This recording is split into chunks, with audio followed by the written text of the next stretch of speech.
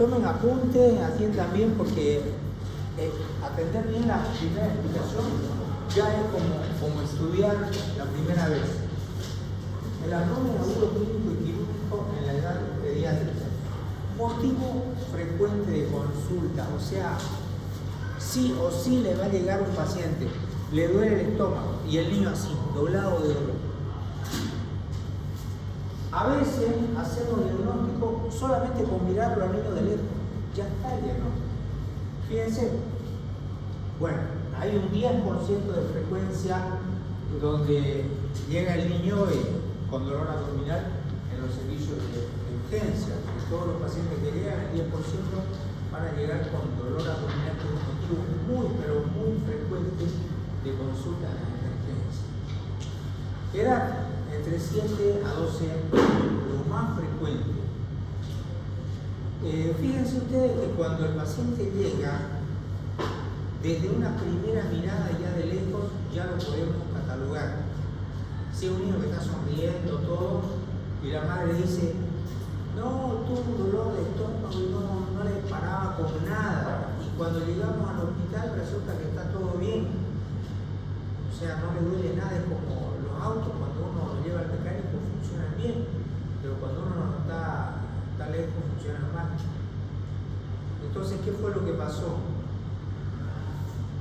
En los niños pequeños, en los lactantes, sobre todo en los niños de meses y todo, puede ocurrir errores diagnósticos, porque vamos a ver más adelante, si bien no es para nada frecuente, pero excepcionalmente puede ocurrir incluso una apendicitis aguda.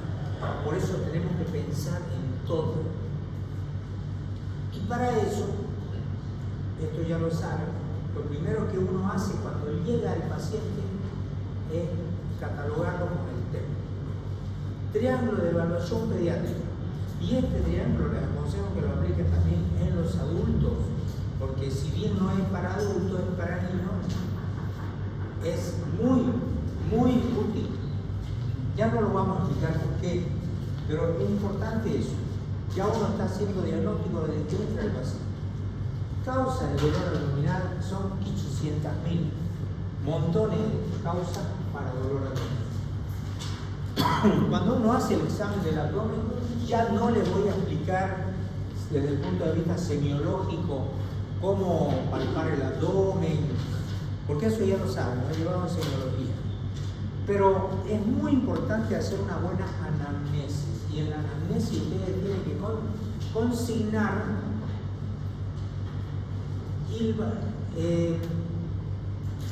¿cómo se dice? Deshilvanando, deshaciendo. Bueno, realizar la historia clínica minuciosamente, ¿ya? Interrogar bien de cerca. ¿Por qué? Porque si ustedes dicen, paciente tuvo fiebre, tuvo vómito y llegó acá al hospital y esa es su historia clínica, así no se puede llegar a un diagnóstico. Es como la historia que vos hiciste. Pero no tenía que decirlo. Tuvo fiebre, tuvo vómito y diagnóstico nada. Pero es muy diferente si ustedes dicen tuvo una fiebre de 39.8 grados de temperatura medido al tacto con la madre primero y luego medido por termómetro. La madre le dio una cucharilla de dioxadol y a los 15 minutos se dio la fiebre. Luego aparecen los vómitos, ¿no? Precedidos de náusea. Las características del vómito fueron alimenticias o con sangre o qué sé yo, pero tiene que describir cada uno de los signos y síntomas que les van apareciendo. Fueron precedidos de náusea, no fueron explosivos. Todo eso les va guiando hacia cierto tipo de diagnóstico.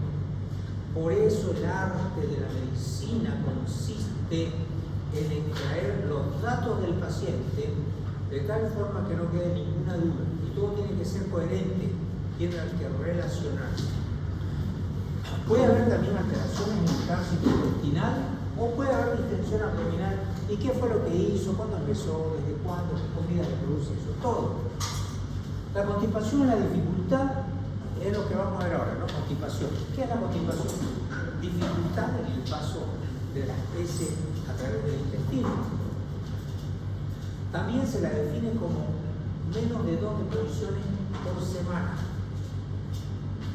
La presencia de retención fecal, las heces son duras, grandes, o tiene dolor al defecar, puede tener encopresis y puede producir un taponamiento del baño. Cuando va al baño hace cualquier cantidad y lo tapa. Ustedes preguntan, ¿alguna vez lo tapó el baño? Sí, entonces ya está. Diagnóstico. Esto hay un error ahí en el libro, dice una vez cada 2 semanas, no sé qué dice. Así que corríjanlo. La definición son menos de 2 deposiciones por semana. Y en algunos casos se puede llegar a producir encopresis. ¿Saben lo que es encopresis, verdad? El tratamiento es el polietilenglicol. Es una sustancia, bueno, pueden darle jarabe de ciruela, jalea, pueden darle vaselina, pueden darle cualquiera de los purgantes, no hay problema. Pero el más adecuado, o sea, da resultado cualquiera de esos que ustedes le den, pero el más adecuado es el polietilenglicol, ya que se abrevia PEG.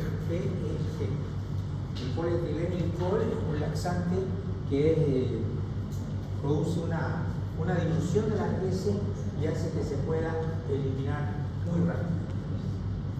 Causa apendicitis aguda. El dolor abdominal, como ustedes saben, no es que va directamente en la fosa ilíaca derecha, ¿no? Sigue, hay una migración desde el epigastrio, luego va hacia la fosa ilíaca derecha, y para eso uno tiene que preguntar bien, porque la madre no es médica. Llega y dice, le duele el estómago, ¿no? Y el niño dice, me duele, pero no precisa dónde, ni cómo comenzó, ni cuándo. Todo eso es bien importante. ¿Por qué se produce la apendicitis? No se sabe, pero es bien frecuente encontrar un apendicolito o una semilla de algo así chiquitita que obstruye la luz del apéndice, y esto produce inflamación. Y ahí se inflama, y eso hay que operar, no hay otro. Puede ocurrir a cualquier edad. El apéndice, ya todo el mundo lo conoce. Signo de dolor en el punto de Barney. En la exploración física el niño presenta sensibilidad en fosa ilíaca derecha, incluso puede tener Bloomberg positivo, que cuando ya es positivo ya da el diagnóstico. Pero se está utilizando mucho, al menos en el hospital, el PAS, que es el score pediátrico de apendicitis. Que esto es un score donde se asigna un puntaje a la migración del dolor, anorexia, náusea. Si hay dolor en el cuadrante inferior derecho, pónganle un 2. Dolor en el cuadrante inferior derecho al toser, saltar, 2. ¿No? Entonces uno le va asignando un puntaje. Luego se suma todo lo que le dio. Si no tiene 3, digamos, menos de 3, es un riesgo bajo de apendicitis aguda. Pero si le sale más de 6 puntos, ya esto es un alto riesgo de apendicitis, tiene un 78 a 96% de posibilidad de tener apendicitis aguda. Entonces es súper importante hacer el puntaje, porque van a ver cómo al transcurso de las horas, a medida que aumenta la inflamación del apéndice, se produce cada vez más, aumenta el score. Tienen que apurarse, porque si no operan rápido se perfora y va a producir una peritonitis. Tratamiento, cirugía. ¿Cómo hacer la cirugía? Bueno, ya lo han visto eso en la parte de cirugía. Invaginación intestinal es otra causa de dolor abdominal, tipo abdomen agudo quirúrgico. Fíjense, invaginación intestinal. ¿Qué es la invaginación intestinal? Es cuando el intestino hace movimientos peristálticos y se introduce dentro de sí mismo. Es como cuando ustedes se sacan una chamarra y queda la manga así media metida adentro, así. Lo mismo pasa en el intestino. Está relacionada con infecciones virales, hipertrofia de placas de Peyer, algunas anomalías anatómicas. Los niños pueden vómito, y es bien importante que tiene la presencia de ese con sangre en jalea de grosella. ¿Conocen la jalea de grosella? ¿No? Compren eso en el supermercado. Jalea de grosella, y ustedes la ponen al pan, es rica. Pero fíjense el aspecto. Cuando vean un niño que tiene unas heces fecales con ese color, ya está, pónganle la firma, ese paciente tiene una invaginación intestinal, llamada también intususcepción intestinal. Anoten ese nombre porque por ahí les pregunto en el examen qué es la intususcepción y no van a saber qué es. Es sinónimo. Invaginación intestinal, o llamada también intususcepción intestinal. Más frecuente entre los 6 meses a los 2 años. A la palpación se puede palpar ahí adentro una forma como de chorizo, ahí adentro como de salchicha, que es el intestino metido dentro de sí mismo. Si ustedes a ese paciente le hacen una radiografía contrastada, van a ver así, que está dentro de sí mismo. Ahora, hay unas bridas que se pueden formar, digamos, después de la cirugía, mucho tiempo después, o bridas congénitas, que también se llama bridas de Latt, que van a producir dolor abdominal tipo cólico porque producen obstrucción intestinal. O sea, es un pegoteamiento de las vísceras a la parte posterior del peritoneo, donde no hay un adecuado tránsito, y esto va a producir una obstrucción intestinal. Aquí hay vómito, es bien importante el dato de qué tipo de vómito es, qué colores. Vómito bilioso, tiene que ser bilioso. ¿Qué tipo de vómito era? A ver, vamos a ver quién está más distraído. ¿Qué tipo de vómito era en la estenosis hipertrófica del pilo? ¿Cómo era el vómito de estenosis hipertrófica del pilo? ¿Dice bilioso? ¿Está de acuerdo? No.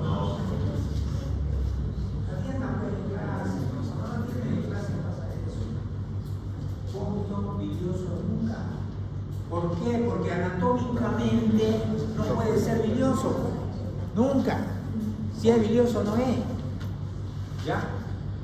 Entonces, fíjense, obstrucción intestinal por brida, podemos hacerle la descompresión con sondas, con líquidos, pero cuando esto se repite hay que hacer cirugía. Otro es la torsión testicular. El testículo, por razones anatómicas, puede estar bastante laxo, y en alguna maniobra, jugando o de alguna manera se tuerce sobre su propio eje y se produce isquemia, y esto hace que sea doloroso a la palpación. ¿Qué se hace en ese caso? Se hace una eco-Doppler. Eco-Doppler, con eso se llega al diagnóstico. El intestino delgado también se puede obstruir. Causa de obstrucción: extrínseca, intrínseca, intraluminal. Cuando es extrínseca, o sea por fuera, es el problema de las hernias, adherencias, tumores, o puede haber una compresión o obstrucción intrínseca por vólvulo, se tuerce sobre su eje, o puede ser intraluminal por invaginación, por divertículo de Meckel, o por tumores. Entonces uno tiene que hacer una buena anamnesis, un buen examen físico, y luego van a aparecer los vómitos, bilioso, constipación, distensión abdominal. Si uno le hace una radiografía, encuentra el signo de las monedas apiladas, que son diferentes niveles de hidroaéreo que van a darle el diagnóstico. Causas ginecológicas: quistes ováricos, torsión ovárica y enfermedad pélvica inflamatoria, que lo han visto también en ginecología. O sea, no hay para qué repetir cada uno. Hernias atascadas: 1 al 4% de las hernias son más comunes en hombres que en mujeres. ¿Por qué se produce? Porque parte del intestino sobresale a través del orificio de la pared. Y cuando hay un dolor exquisito ahí, puede estar presentando isquemia y puede llegar a perforarse. Diagnóstico importante, diferenciar con el hidrocele cuando hay una hernia inguinal. Los cólicos del lactante, esto es lo más frecuente, llega la madre con el niño en brazos, no lo puedo calmar, no lo puedo, mire cómo está, llore, llore. Y llora y uno le hace el examen físico y no es quirúrgico, no hay abdomen en tabla, hay ruidos hidroaéreos, pero el niño llora y llora y llora todo el tiempo. Estos son los famosos cólicos del lactante, que son bien recontra frecuentes. Todo niño ha tenido en algún momento de su vida cólico. No hay forma de eludir eso. ¿Por qué? Porque son procesos de adaptación del intestino a la alimentación. Muchas veces no la toleran la leche y eso es muy variable hasta que el intestino se adapte. Les explico lo que pasó una vez. Hubo un artículo de la Universidad Católica de Chile donde los investigadores observaron que los pacientes cuando llegaban a la emergencia, muchos de ellos llegaban bien, sonriendo, no lloraban ni nada, todo bien, y la madre aseguraba de que el niño lloraba y no podía dejar de llorar y por eso lo llevó a la emergencia porque estaba mal, y en ese momento ya estaba bien. Entonces, como fueron muy observadores ellos, hicieron una anamnesis de qué fue lo que hicieron antes de llevarlo al hospital. Todos tenían en común de que habían ido en vehículos de movilidad. Entonces a uno de ellos se le ocurrió poner una cuna con un motor a gasolina y que simulaba la vibración. Entonces llegaba un niño con cólico, llorando, lo ponían ahí y el niño se calmaba milagrosamente. O sea, ¿será que es el olor a gasolina quemada? ¿Será que es el movimiento del vehículo? No se sabe cuál es. Pero resulta que esa observación hizo de que la sugerencia fuera colocar en la emergencia un motor de vehículo debajo de una cuna en caso de que venga un niño con cólico. Obviamente era antieconómico, entonces poner un motor de auto ahí y se descartó. Pero esto resultó en que es muy útil saber de que al niño que está con cólico, que no se calma con nada, se lo sube a un auto y se lo hace dar vueltas por la ciudad y al cabo de unos 10 minutos ese niño está perfecto.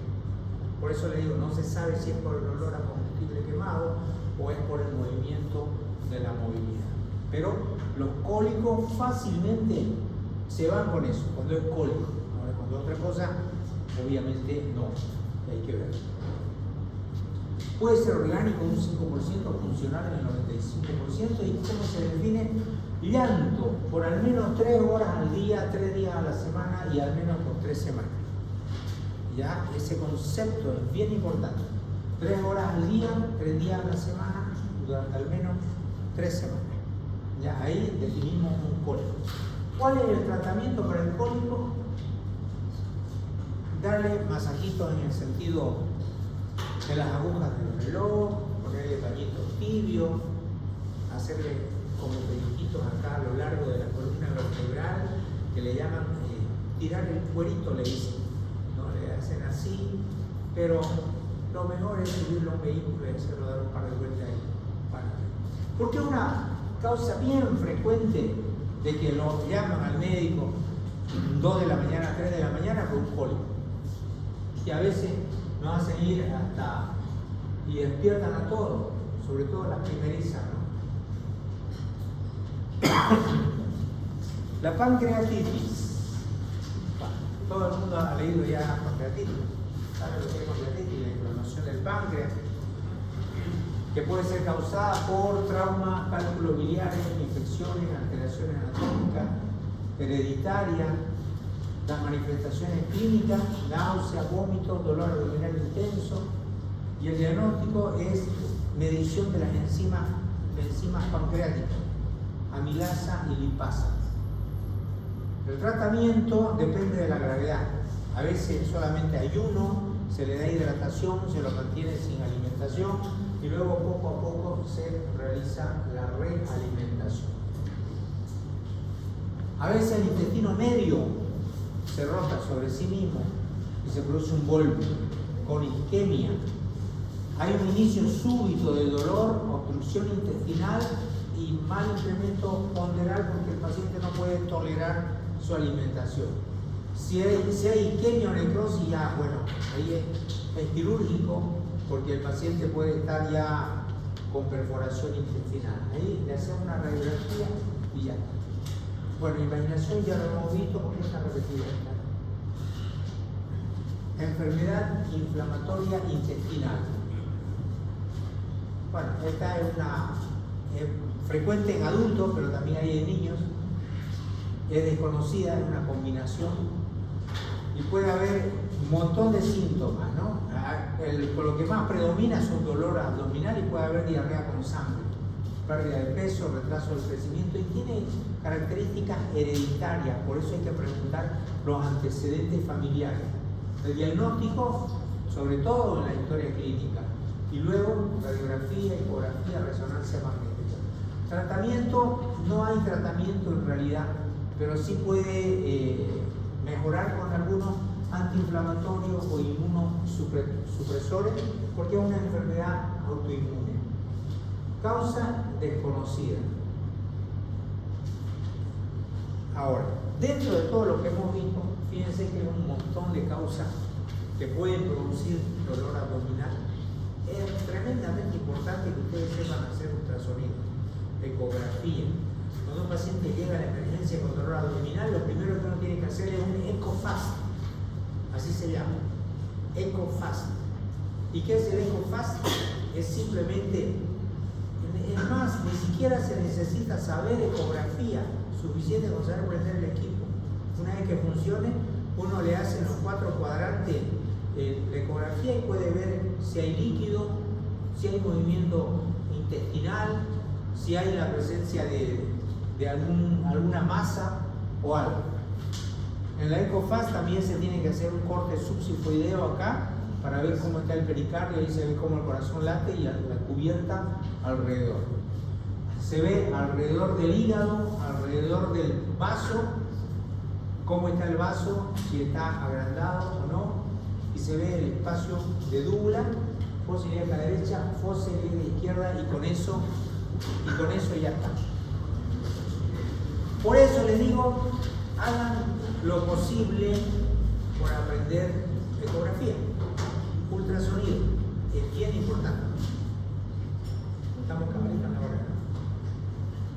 Bueno, el examen va a ser hasta acá, todo el tercer parcial. La próxima semana